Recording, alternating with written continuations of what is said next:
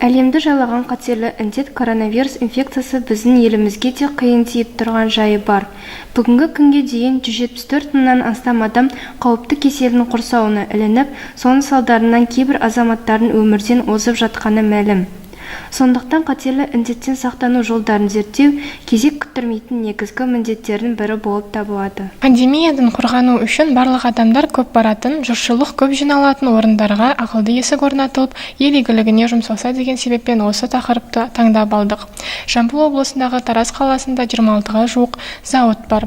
Соның бірі минералды тыңайтқыштар шығаратын зауытқа келдік. Күнделікті бұл зауытқа 1500-ден көп адам келіп тұрады. Егер соның бірі коронавируске шалдыққан жағдайда, басқа жұмысшыларды індеттен құтқару шаралары қазіргі кезде басты мәселе болып тұр. Зерттеу тақырыбының өзектілігі. Әлемді шарлаған пандемия уақытында күнделікті өмірде далаға шықпау мүмкін емес. Ал одан қалай қорғанамыз? Бетіміздегі маска бұл аурудан қорғануға 100% кепілдік бермейді. Елімізде карантин уақытында қаншама халық жұмыссыз қалып, ауруға шалдығып жатты.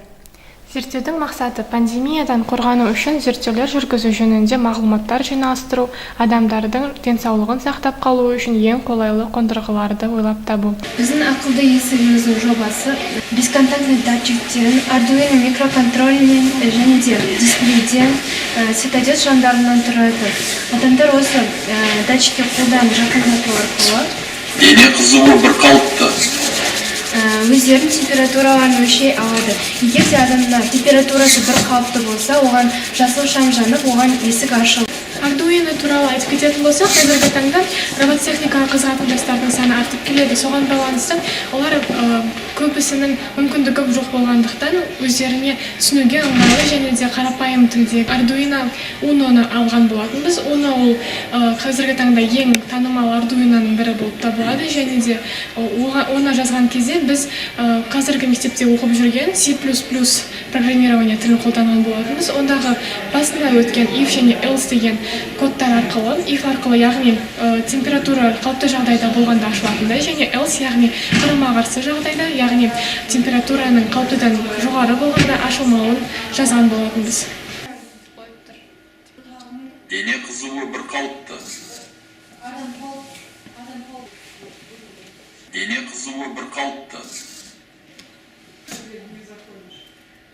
дене қызуы бір қалыпты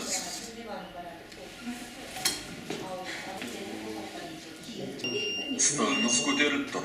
Бұл жұқпа ауру туралы вирусолог ғалымдардың айтуы әрқайсының әртүрлі болып табылады. Ал қайсының дұрыс айтуын әлі белгісіз. Осыған байланысты дүние жүзінде тарала бастағанда төтенше жағдайға карантинге барлығы жабылған болатын. Ал бұқаралық ақпарат құралдары бойынша үрейлендіретін жаңалықтарды жаза бастады. Енді осының қайсысы дұрыс, қайсысы бұрыс екенін төреші уақыт көрсетеді. Біздің Жамбыл облысымызда 4 мыңнан астам адам коронавирус дертіне шалдыққан болатын. Ал 60-тан астам адамы осы коронавирустың дертінің әсерінен қайтыс болған болатын. Осы статистиканы әрі қарай көтерілуінің алдын алу үшін біз мынандай ұсыныстарды ұсынамыз. Ақылды есіктер біздің қалаларымыздағы адамдар көп жиналатын жерлерге орнатылса, және де тағы да басқа қоғамдық орындарда, мысалы мектептерде орнатылса, және де осы ақылды есіктерді шығаратын зауыттар ашылса деген ұсыныстарды ұсынамыз.